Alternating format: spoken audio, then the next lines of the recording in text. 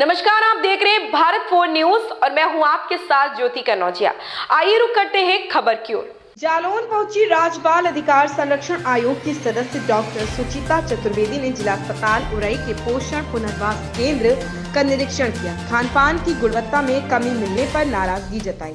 कहा कि ऐसे भोजन से बच्चे बीमार हो जाएंगे तथा डॉक्टर चतुर्वेदी ने पीकू वार्ड के बाद सखी वन स्टॉप सेंटर का भी निरीक्षण किया। वहां की अव्यवस्थाएं देख उनका पारा चढ़ गया और उन्होंने संबंधित अधिकारियों को जमकर फटकार लगाई। वन स्टॉप सेंटर कार्मिकों से कहा कि हिंसा से पीड़ित महिला बालिका को भावात्मक सहयोग कर पारिवारिक के पुनर्वासन में सहयोग करे। वहीं सीएमएस डॉक्टर अविनेश कुमार को सुधार के निर्देश दिए। इसके बाद कलेक्ट्रेट सभागार में विकास योजनाओं और सरकार के कार्यक्रमों की समीक्षा बैठक ली।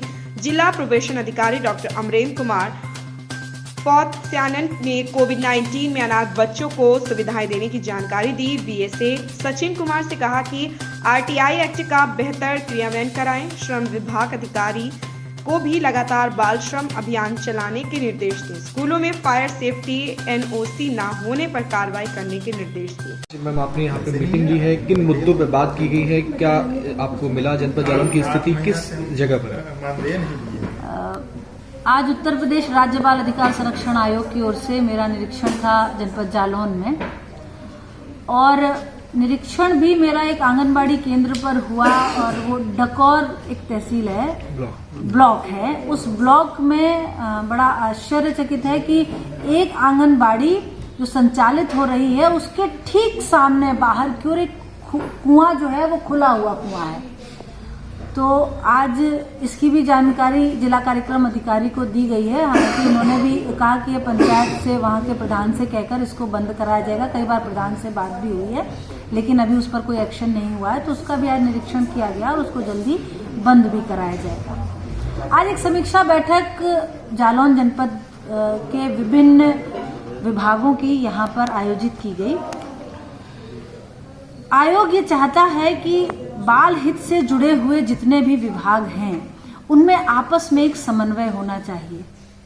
बेसिक का समन्वय होना चाहिए, श्रम से श्रम का समन्वय होना चाहिए, आपके डीपीओ से डीपीओ का समन्वय समाज कल्याण से होना चाहिए। ऐसे विभिन्न, क्योंकि हर जगह बच्चा है और वो बच्चा कहीं ना कहीं किसी डिपार्टमेंट का बच्चा ही मान लिया जाता है अगर, तो वो सरकार की अन्य योजनाओं से लाभान्वित नहीं हो पाता। इसलिए आज यहाँ पर मुझे अच्छा भी लग रहा है, जहाँ कमियां थी अधिकारियों ने स्वयं माना कि हाँ ये कमी है और इस कमी को हम लोग, किसी ने कहा 4 माह में हम इसको पूरा करके आपको देंगे। तो बहुत सी चीजें निकल कर आई और अच्छा है कि सभी अधिकारी इसको दूर करने के लिए तैयार हैं। अच्छा मैम, शासन से जो भी प्रोग्राम चल रहे हैं उनका इम्प्लीमेंटेशन और उनकी क्या स्थिति है, किस तरीके से योजनाएं जो हैं उनका क्रियान्वयन जमीनी स्तर पर हो रहा है? सरकार की योजनाओं की ही ये समीक्षा थी।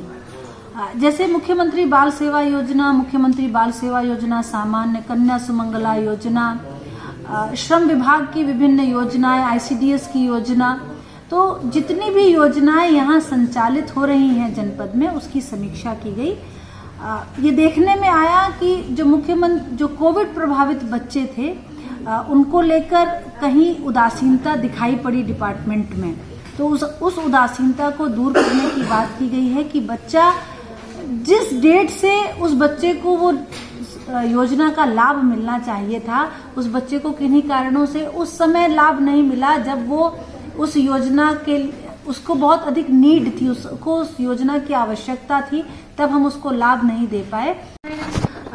एक एनसीपीसीआर का भी पत्र आया है और उसमें ये कहा गया है कि मदरसों में कुछ हिंदू बच्चे भी पढ़ते हैं।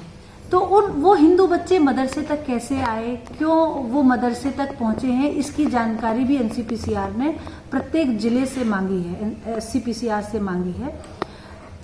ये देखने में आया कि सरकार ने मदरसों के लिए एनसीईआरटी अनिवार्य कर दिया, लेकिन ये आश्चर्यजनक है कि अल्पसंख्यक अधिकारी ने अभी तक इस पर ध्यान ही नहीं दिया।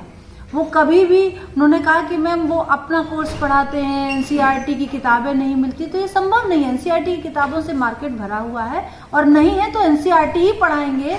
जैसे हमारे बेसिक स्कूल में अगर किताबें नहीं है तो हम लोग मॉड्यूल तैयार करके उनको पढ़ाते हैं, जैसे निपुण भारत अभियान के तहत। उसी तरीके से इनको भी कुछ डेवलप करना चाहिए। अगर एनसीईआरटी नहीं है इसका मतलब ये नहीं कि हम कुछ भी बच्चों को पढ़ा देंगे, ये उल्लंघन है, और इसके लिए उनको व्यवस्था दुरुस्त करने के लिए कहा गया है। इस खबर में बस इतना ही। मिलते हैं दूसरी खबर में भारत 4 न्यूज के साथ।